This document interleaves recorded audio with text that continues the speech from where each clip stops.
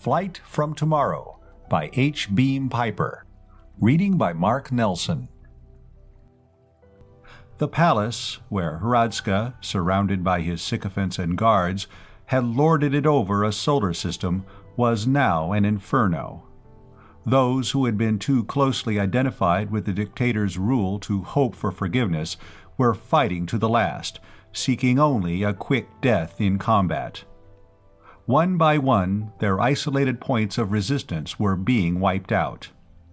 The corridors and chambers of the huge palace were thronged with rebels, loud with their shouts, and with the rasping hiss of heat beams and the crash of blasters, reeking with the stench of scorched plastic and burned flesh, of hot metal and charred fabric. The living quarters were overrun. The mob smashed down walls and tore up floors in search of secret hiding places. They found strange things: the spaceship that had been built under one of the domes, in readiness for flight to the still loyal colonies on Mars or the asteroid belt, for instance. But Hradska himself they could not find. At last the search reached the new tower, which reared its head 5,000 feet above the palace, the highest thing in the city. They blasted down the huge steel doors, cut power from the energy screens. They landed from anti-grav cars on the upper levels. But except for barriers of metal and concrete and energy, they met with no opposition.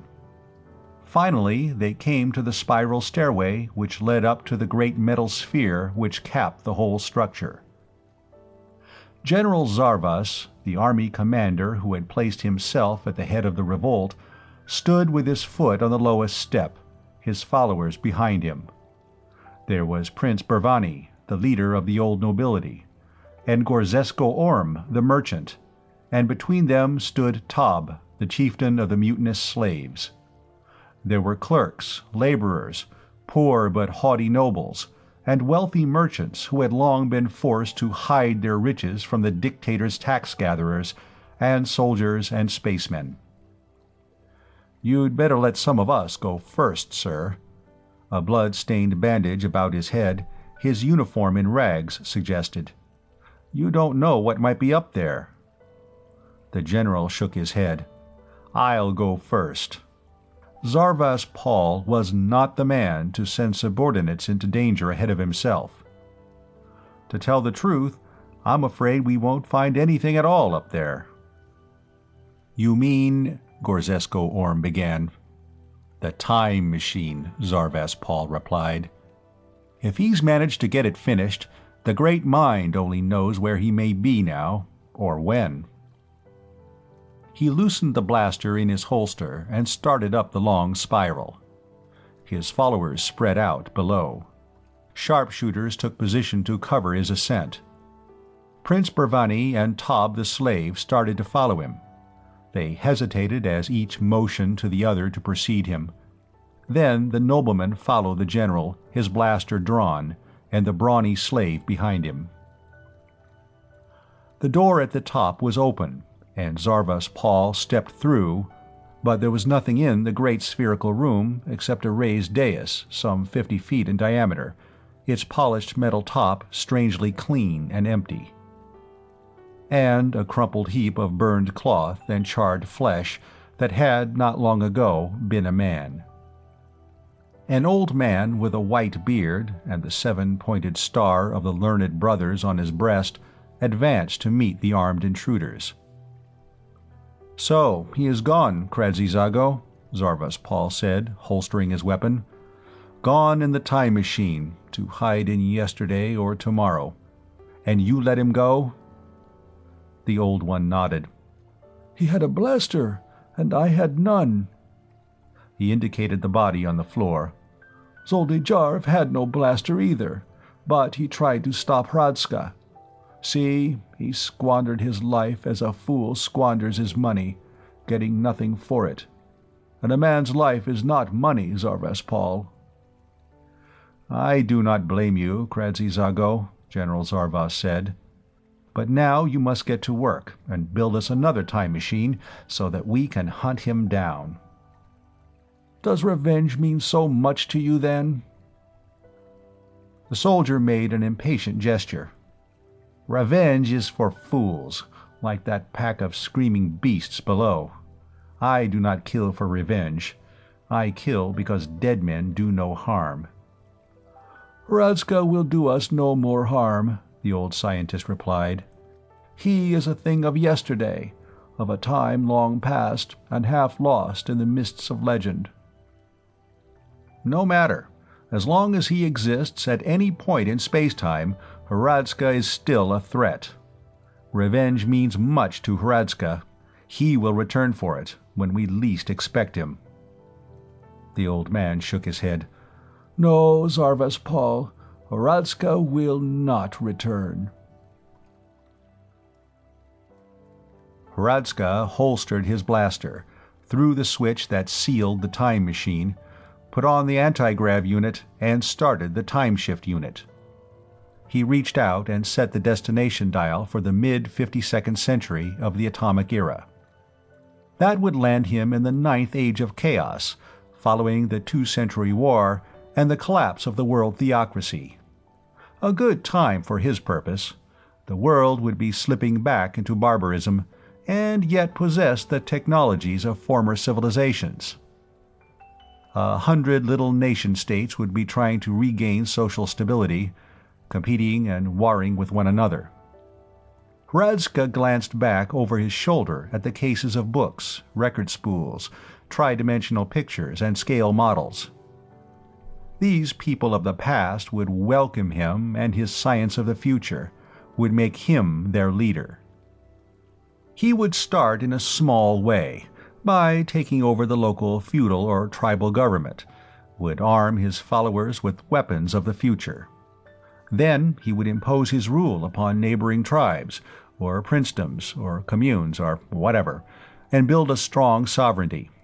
From that he envisioned a world empire, a solar system empire. Then he would build time machines, many time machines. He would recruit an army such as the universe had never seen, a swarm of men from every age in the past. At that point, he would return to the 100th century of the atomic era to wreak vengeance upon those who had risen against him. A slow smile grew on Hradska's thin lips as he thought of the tortures with which he would put Zarvas Pol to death. He glanced up at the great disk of the indicator and frowned. Already he was back to the year 7500 AE, and the temporal displacement had not begun to slow. The disk was turning even more rapidly. 7,000, 6,000, 5,500. He gasped slightly. Then he had passed his destination. He was now in the 40th century, but the indicator was slowing. The hairline crossed the 30th century, the 20th, the 15th, the 10th. He wondered what had gone wrong, but he had recovered from his fright by this time. When this insane machine stopped, as it must around the 1st century of the atomic era, he would investigate, make repairs, then shift forward to his target point. Hradska was determined upon the 52nd century. He had made a special study of the history of that period, had learned the language spoken then, and he understood the methods necessary to gain power over the natives of that time. The indicator disc came to a stop in the 1st century. He switched on the magnifier and leaned forward to look. He had emerged into normal time in the year 10 of the atomic era, a decade after the first uranium pile had gone into operation, and 7 years after the first atomic bombs had been exploded in warfare. The altimeter showed that he was hovering at 8,000 feet above ground level.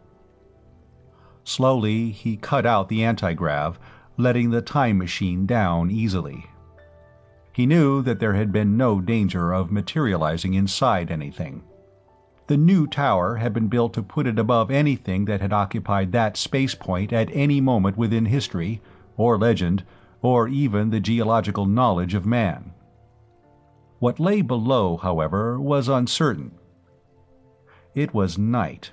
The visi-screen showed only a star-dusted, moonless sky, and dark shadows below. He snapped another switch. For a few microseconds, a beam of intense light was turned on, automatically photographing the landscape under him.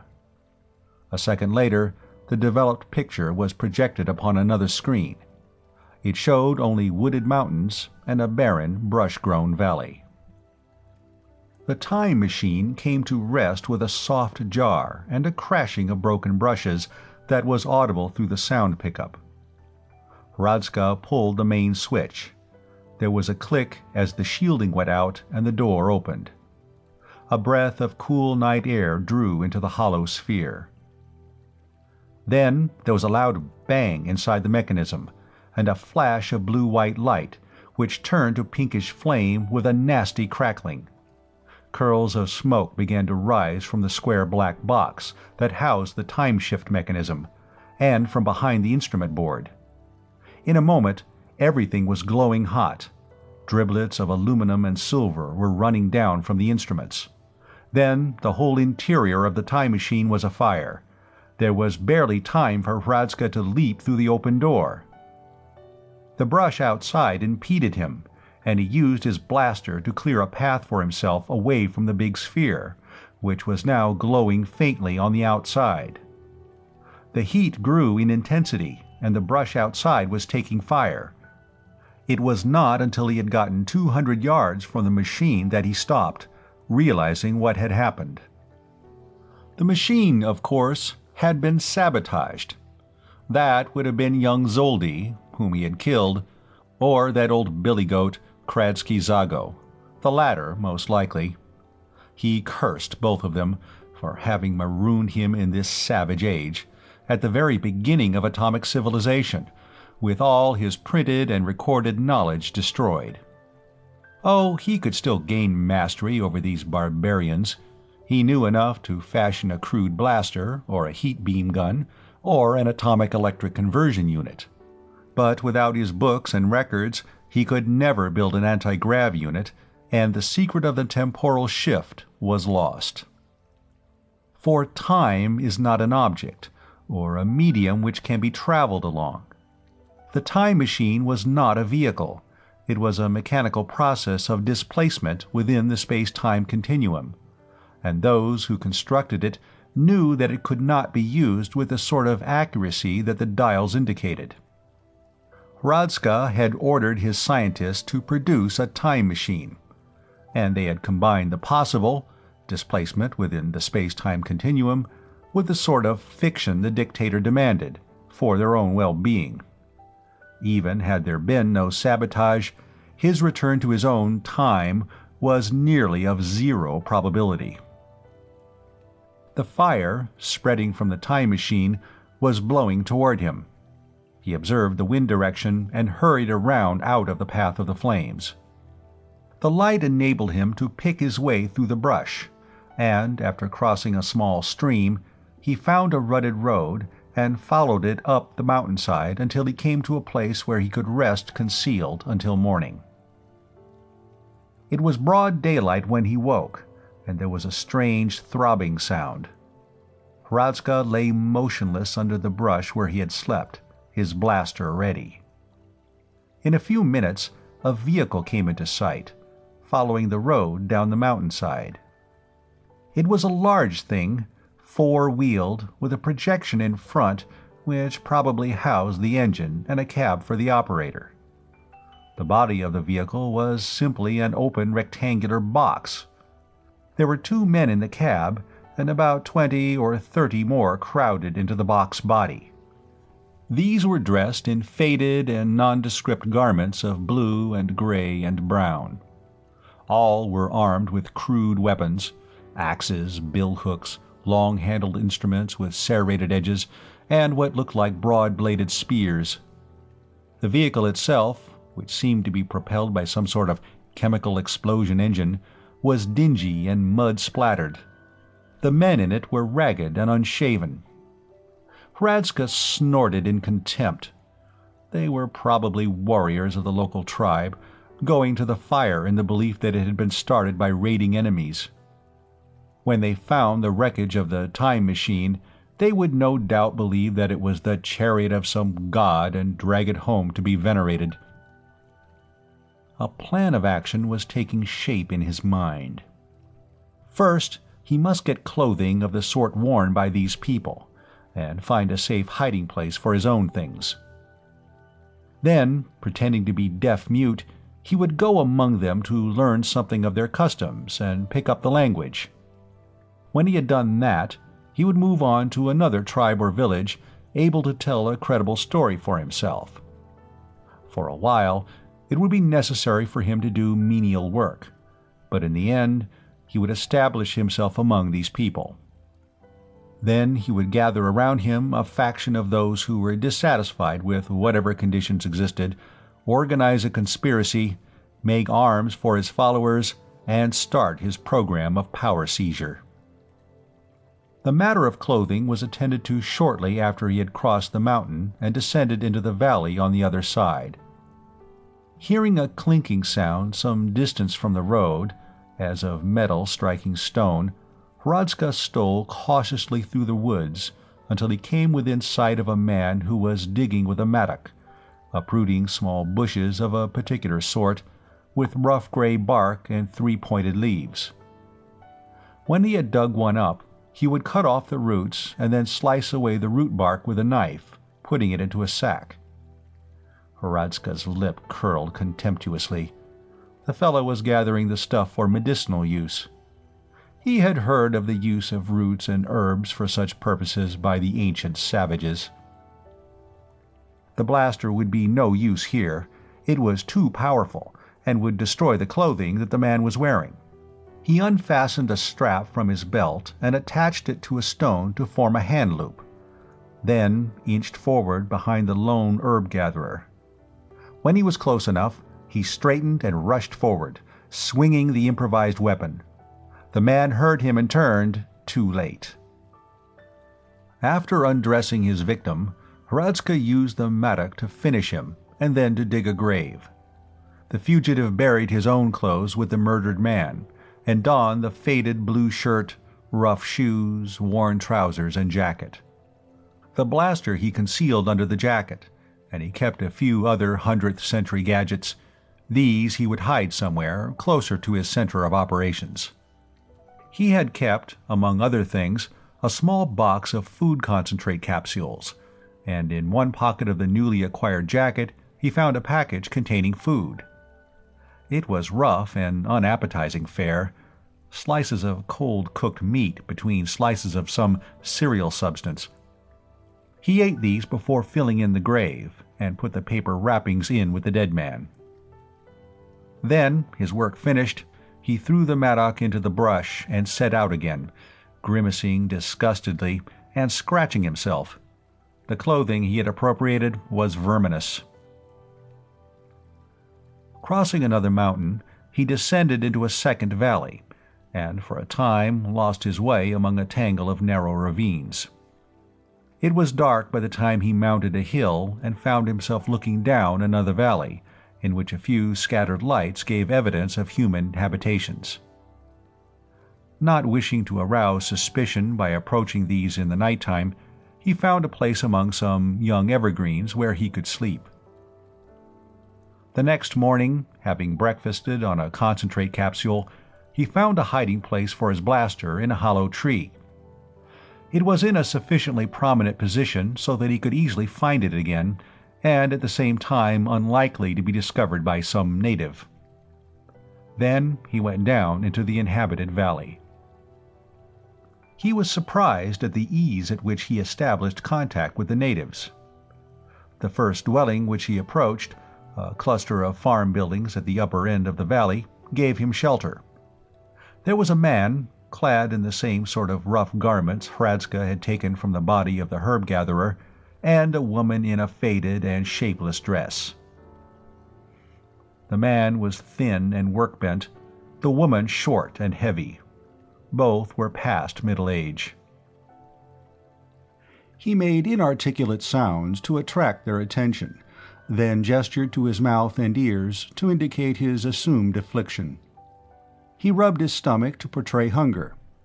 Looking about, he saw an axe sticking in a chopping block and a pile of wood near it, probably the fuel used by these people. He took up the axe, split up some of the wood, then repeated the hunger signs. The man and the woman both nodded, laughing. He was shown a pile of tree limbs, and the man picked up a short billet of wood and used it like a measuring rule, to indicate that all the wood was to be cut to that length. Hradzka fell to work, and by mid-morning he had all the wood cut.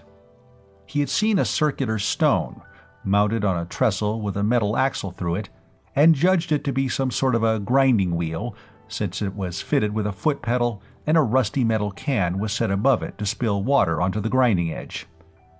After chopping the wood, he carefully sharpened the axe, handing it to the man for inspection. This seemed to please the man. He clapped Hradzka on the shoulder, making commendatory sounds. It required considerable time and ingenuity to make himself a more or less permanent member of the household. Hradzka made a survey of the farmyard, noting the sorts of work that would normally be performed on the farm, and he pantomimed this work in its simpler operations. He pointed to the east, where the sun would rise, and to the zenith and to the west. He made signs indicative of eating and of sleeping, and of rising and of working. At length he succeeded in conveying his meaning. There was considerable argument between the man and the woman, but his proposal was accepted, as he expected that it would. It was easy to see that the work of the farm was hard for this aging couple. Now, for a place to sleep and a little food, they were able to acquire a strong and intelligent slave. In the days that followed, he made himself useful to the farm people. He fed the chickens and the livestock, milked the cow, worked in the fields. He slept in a small room at the top of the house, under the eaves, and ate with the man and woman in the farmhouse kitchen. It was not long before he picked up a few words which he had heard his employers using, and related them to the things or acts spoken of. And he began to notice that these people, in spite of the crudities of their own life, enjoyed some of the advantages of fairly complex civilization. Their implements were not handcraft products, but showed machine workmanship. There were 2 objects hanging on hooks on the kitchen wall, which he was sure were weapons. Both had wooden shoulder stocks and wooden forepieces. They had long tubes extending to the front and triggers like blasters. One had double tubes mounted side by side and double triggers. The other had an octagonal tube mounted over a round tube and a loop extension on the trigger guard. Then there was a box on the kitchen wall with a mouthpiece and a cylindrical tube on a cord. Sometimes a bell would ring out of the box, and the woman would go to this instrument, take down the tube and hold it to her ear, and talk into the mouthpiece. There was another box from which voices would issue, of people conversing, or of orators, or of singing, and sometimes instrumental music. None of these were objects made by savages. These people probably traded with some fairly high civilization. They were not illiterate. He found printed matter, indicating the use of some phonetic alphabet, and paper pamphlets containing printed reproductions of photographs as well as verbal text. There was also a vehicle on the farm, powered, like the one he had seen on the road, by an engine in which a hydrocarbon liquid fuel was exploded. He made it his business to examine this minutely, and to study its construction and operation until he was thoroughly familiar with it. It was not until the 3rd day after his arrival that the chickens began to die. In the morning, Hradzka found 3 of them dead when he went to feed them, and the rest drooping unhealthily. He summoned the man and showed him what he had found. The next morning, they were all dead, and the cow was sick. She gave bloody milk that evening, and the next morning she lay in her stall and would not get up. the man and the woman were also beginning to sicken, though both of them tried to continue their work. It was the woman who first noticed that the plants around the farmhouse were withering and turning yellow. The farmer went to the stable with Hradzka and looked at the cow. Shaking his head, he limped back to the house and returned carrying one of the weapons from the kitchen, the one with the single trigger and the octagonal tube. As he entered the stable, he jerked down and up on the loop extension of the trigger guard, then put the weapon to his shoulder and pointed it at the cow. It made a flash and roared louder even than a hand blaster, and the cow jerked convulsively and was dead. The man then indicated by signs that Hradzka was to drag the dead cow out of the stable, dig a hole, and bury it. This Hradzka did, carefully examining the wound in the cow's head. The weapon, he decided, was not an energy weapon, but a simple solid missile projector. By evening, neither the man nor the woman were able to eat, and both seemed to be suffering intensely. The man used the communicating instrument on the wall, probably calling on his friends for help. Hradzka did what he could to make them comfortable, cooked his own meal, washed the dishes as he had seen the woman doing, and tidied up the kitchen. It was not long before people, men and women whom he had seen on the road or who had stopped at the farmhouse while he had been there, began arriving, some carrying baskets of food. And shortly after Hradzka had eaten, a vehicle like the farmer's, but in better condition and of better quality, arrived, and a young man got out of it and entered the house carrying a leather bag. He was apparently some sort of a scientist. He examined the man and his wife, asked many questions, and administered drugs. He also took samples for blood tests and urinalysis. This, Hradzka considered, was another of the many contradictions he had encountered among these people.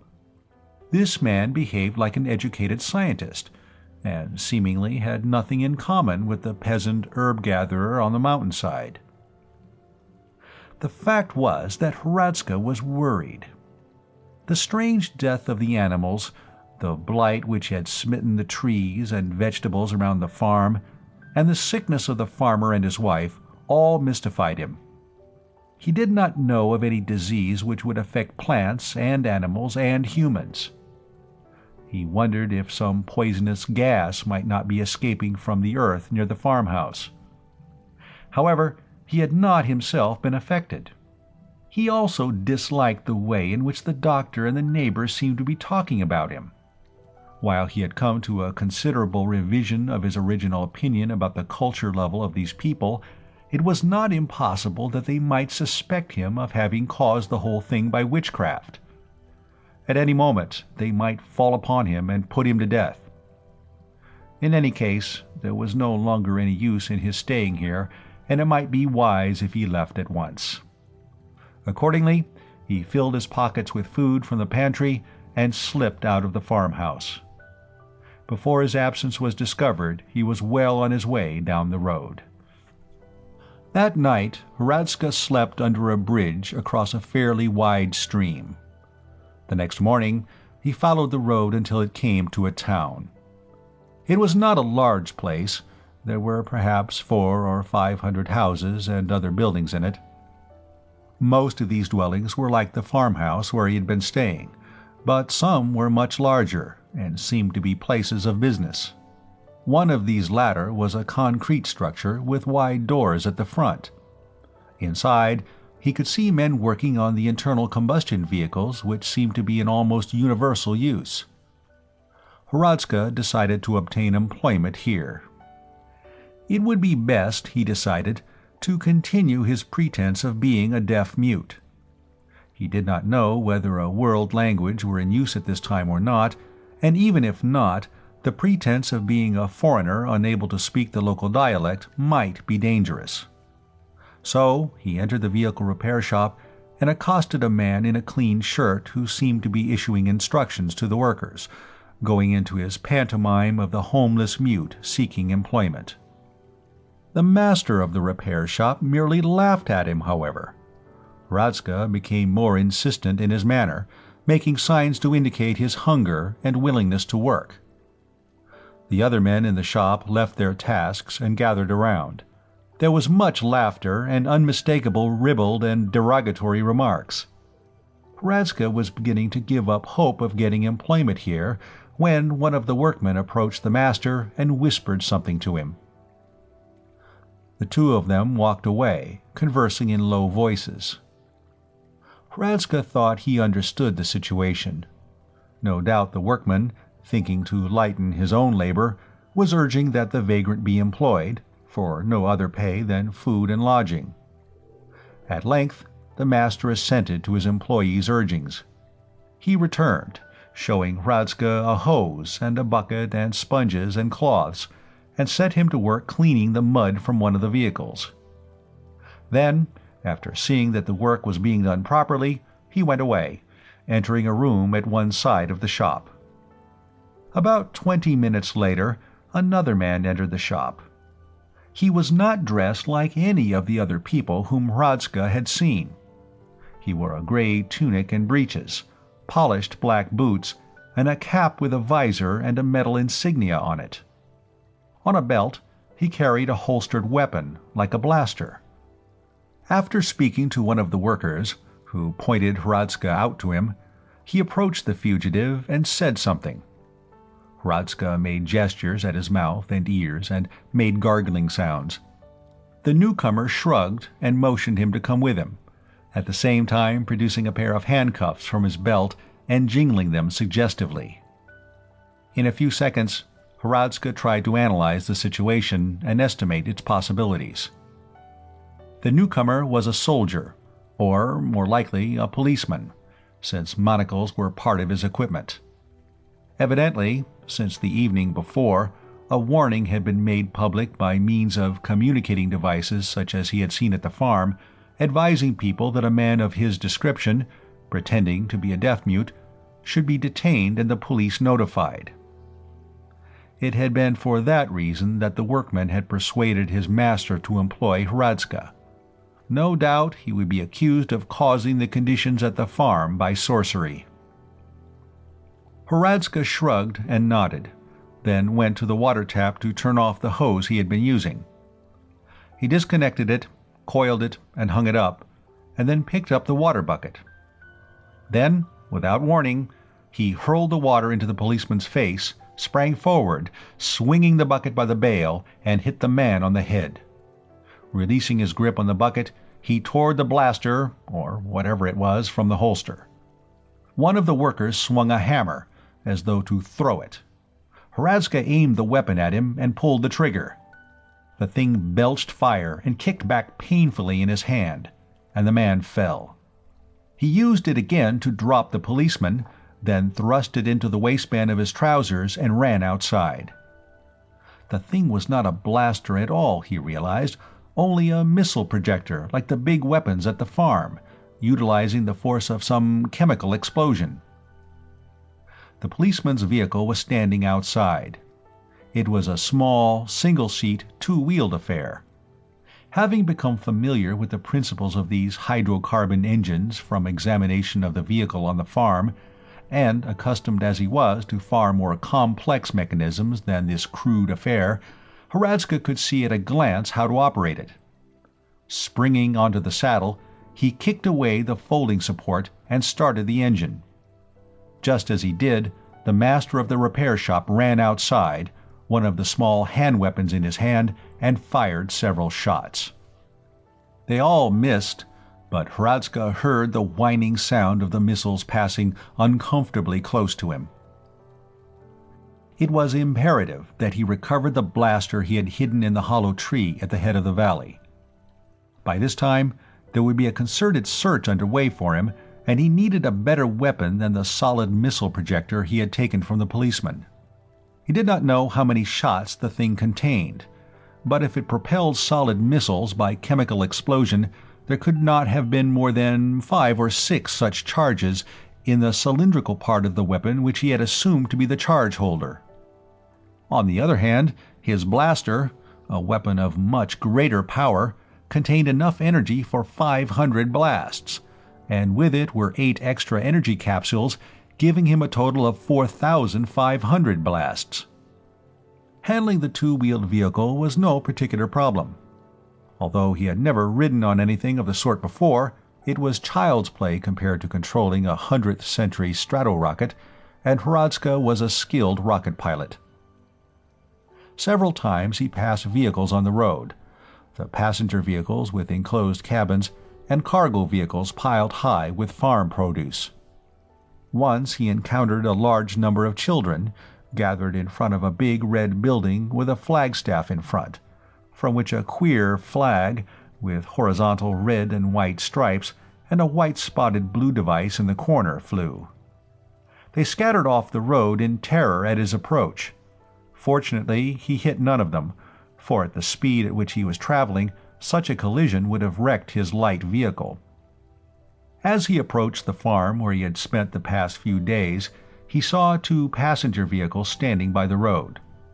One was a black one, similar to the one in which the physician had come to the farm, and the other was white with black trimmings, and bore the same device he had seen on the cap of the policeman. A policeman was sitting in the driver's seat of this vehicle, and another policeman was standing beside it, breathing smoke with one of the white paper cylinders these people used. In the farmyard, 2 men were going about with a square black box.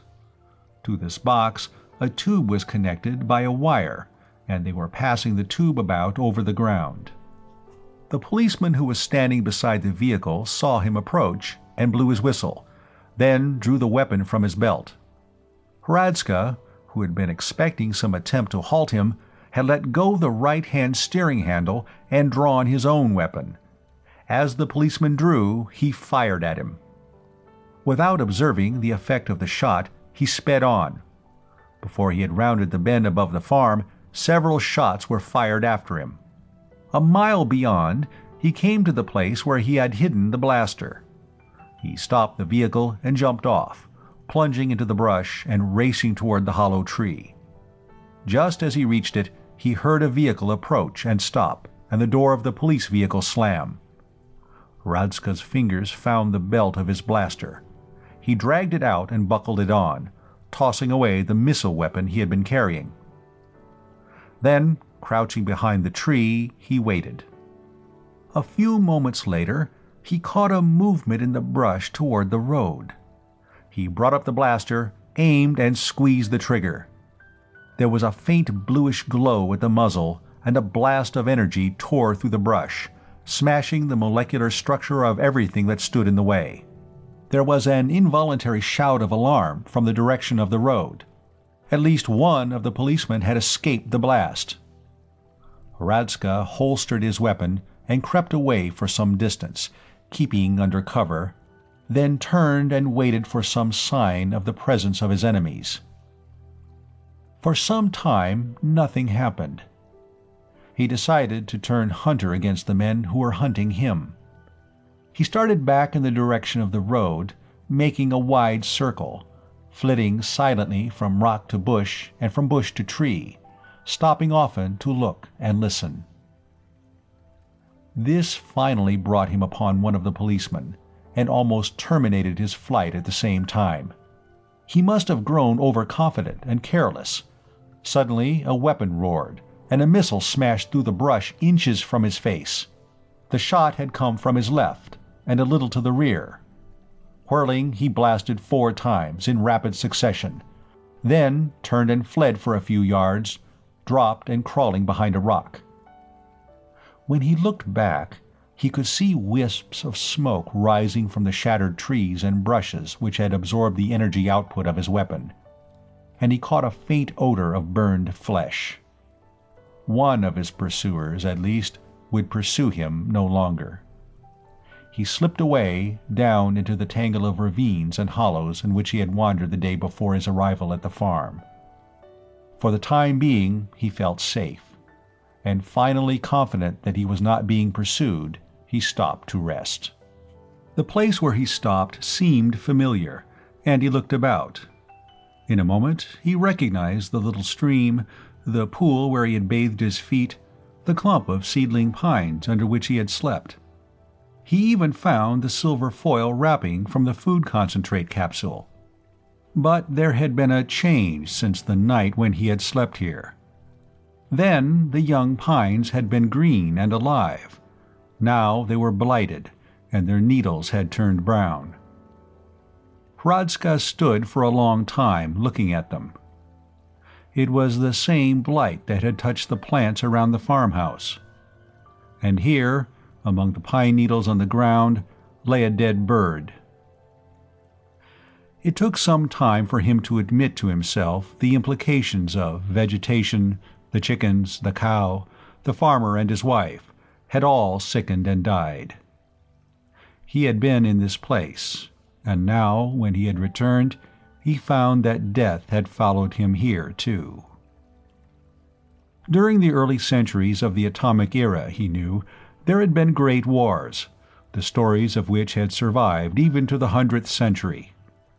Among the weapons that had been used, there had been artificial plagues and epidemics, caused by new types of bacteria developed in laboratories, against which the victims had possessed no protection.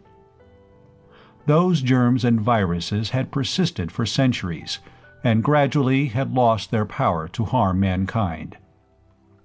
Suppose now that he had brought some of them back with him, to a century before they had been developed. Suppose, that was, that he were a human plague carrier. He thought of the vermin that had infested the clothing he had taken from the man he had killed on the other side of the mountain. They had not troubled him after the first day. There was a throbbing mechanical sound somewhere in the air. He looked about, and finally identified its source. A small aircraft had come over the valley from the other side of the mountain and was circling lazily overhead. He froze, shrinking back under a pine tree. As long as he remained motionless, he would not be seen, and soon the thing would go away. He was beginning to understand why the search for him was being pressed so relentlessly. As long as he remained alive, he was a menace to everybody in the first-century world. He got out his supply of food concentrates, saw that he had only 3 capsules left, and put them away again. For a long time he sat under the dying tree, chewing on a twig and thinking. There must be some way in which he could overcome, or even utilize his inherent deadliness to these people. He might find some isolated community, conceal himself near it, invade it at night and infect it, and then, when everybody was dead, move in and take it for himself. But was there any such isolated community? The farmhouse where he had worked had been fairly remote, yet its inhabitants had been in communication with the outside world, and the physician had come immediately in response to their call for help. The little aircraft had been circling overhead, directly above the place where he lay hidden. For a while, Hradzka was afraid it had spotted him and was debating the advisability of using his blaster on it. Then it banked, turned, and went away.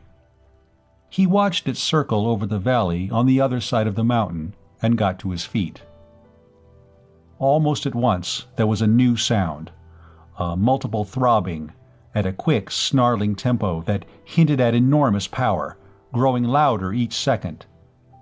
Hradzka stiffened and drew his blaster. As he did, 5 more aircraft swooped over the crest of the mountain and came rushing down toward him. Not aimlessly, but as though they knew exactly where he was. As they approached, the leading edges of their wings sparkled with light. Branches began flying from the trees about him, and there was a loud hammering noise. He aimed a little in front of them and began blasting. A wing flew from one of the aircraft, and it plunged downward. Another came apart in the air. A third burst into flames. The other 2 zoomed upward quickly. Hradzka swung his blaster after them, blasting again and again. He hit a 4th with a blast of energy, knocking it to pieces, and then the 5th was out of range. He blasted at it twice, but without effect. A hand blaster was only good for 1,000 yards at the most. Holstering his weapon, he hurried away, following the stream and keeping under the cover of trees. The last of the attacking aircraft had gone away, but the little scout plane was still circling about, well out of blaster range. Once or twice, Hradska was compelled to stay hidden for some time, not knowing the nature of the pilot's ability to detect him. It was during one of these waits that the next phase of attack developed. It began, like the last one, with a distant roar that swelled in volume until it seemed to fill the whole world. Then, 15 or 20,000 feet out of blaster range, the new attackers swept into sight. There must have been 50 of them, huge tapered things with widespread wings, flying in close formation, wave after V-shaped wave. He stood and stared at them, amazed. He had never imagined that such aircraft existed in the 1st century. Then a high-pitched screaming sound cut through the roar of the propellers, and for an instant he saw countless small specks in the sky falling downward. The first bomb salvo landed in the young pines, where he had fought against the first air attack. Great gouts of flame shot upward, and smoke and flying earth and debris. Hradska turned and started to run. Another salvo fell in front of him. He veered to the left and plunged on through the undergrowth. Now the bombs were falling all about him, deafening him with their thunder, shaking him with concussion. He dodged, frightened, as the trunk of a tree came crashing down beside him. Then something hit him across the back, knocking him flat. For a moment he lay stunned, then tried to rise. As he did, a searing light filled his eyes and a wave of intolerable heat swept over him. Then darkness. "No, Zarvas-Pol," Kradzi-Zago repeated. "Hradska will not return. The time machine was sabotaged." "So? By you?" the soldier asked. The scientist nodded. "I knew the purpose for which he intended it. Hradska was not content with having enslaved a whole solar system. He hungered to bring tyranny and serfdom to all the past and all the future as well. He wanted to be master not only of the present, but of the centuries that were and were to be as well. I never took part in politics, Zarvas-Pol. I had no hand in this revolt. But I could not be party to such a crime as Hradska contemplated when it lay within my power to prevent it." "The machine will take him out of our space-time continuum, or back to a time when this planet was a swirling cloud of flaming gas?" Zarvas-Pol asked. Kradzi-Zago shook his head. "No, the unit is not powerful enough for that. It would only take him about 10,000 years into the past. But then, when it stops, the machine will destroy itself. It may destroy Hradska with it, or he may escape. But if he does, he will be left stranded 10,000 years ago, when he can do us no harm. Actually, it did not operate as he imagined, and there is an infinitely small chance that he could have returned to our time in any event. But I want to insure against even so small a chance." "We can't be sure of that," Zarvas-Pol objected. "He may know more about the machine than you think, enough more to build another like it. So you must build me a machine, and I'll take back a party of volunteers and hunt him down."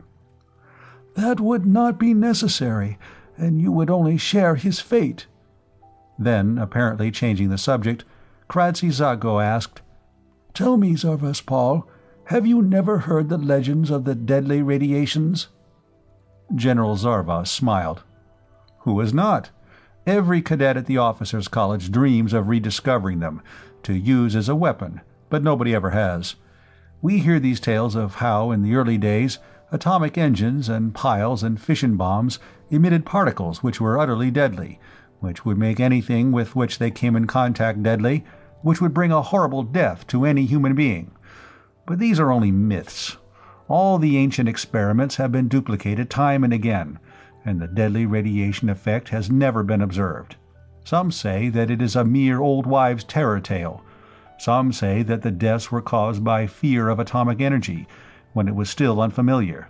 Others contend that the fundamental nature of atomic energy has altered by the degeneration of fissionable matter. For my own part, I'm not enough of a scientist to have an opinion." The Old One smiled wanly. "None of these theories are correct.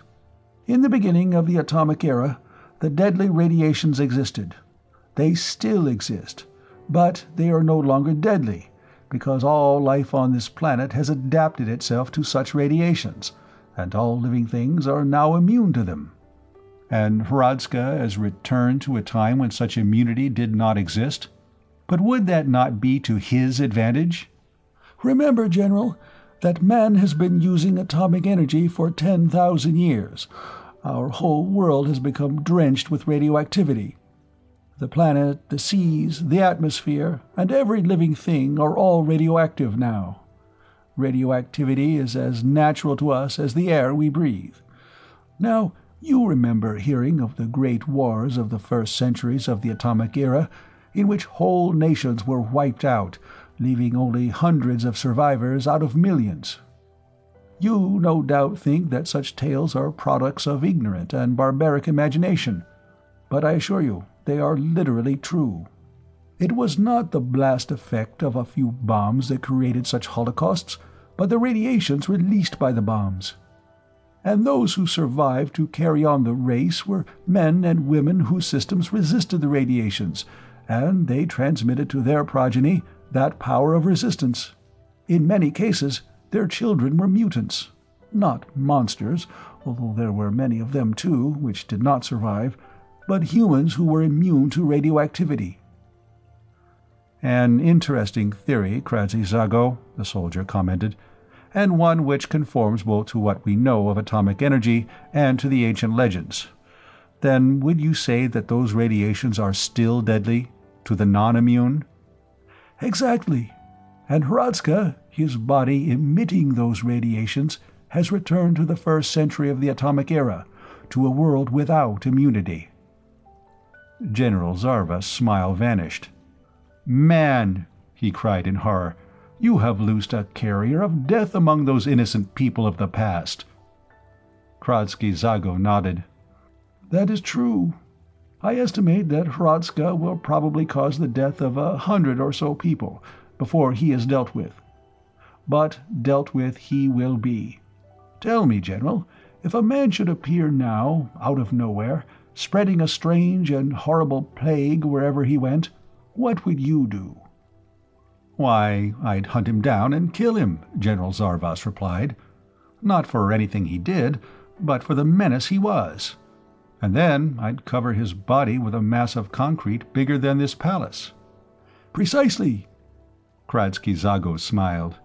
"And the military commanders and the political leaders of the first century were no less ruthless or efficient than you. You know how atomic energy was first used? There was an ancient nation, upon the ruins of whose cities we have built our own, which was famed for its idealistic humanitarianism.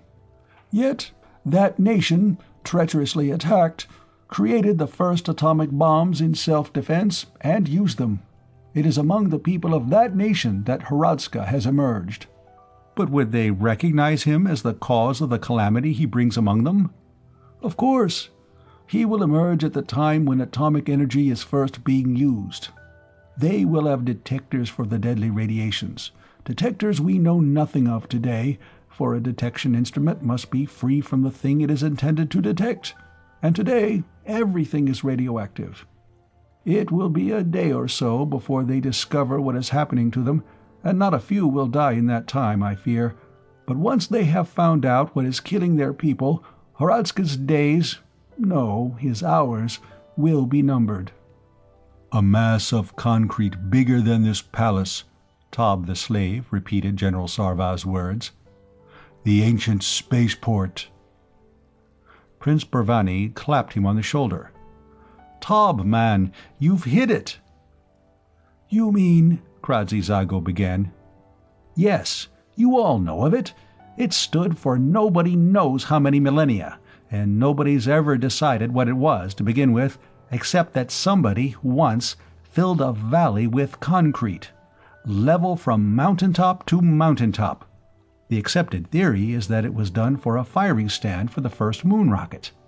But gentlemen, our friend Tobbs explained it. It's the tomb of Hradska, and it's been the tomb of Hradska for 10,000 years before Hradska was born. End of Flight from Tomorrow by H. Beam Piper, read by Mark Nelson.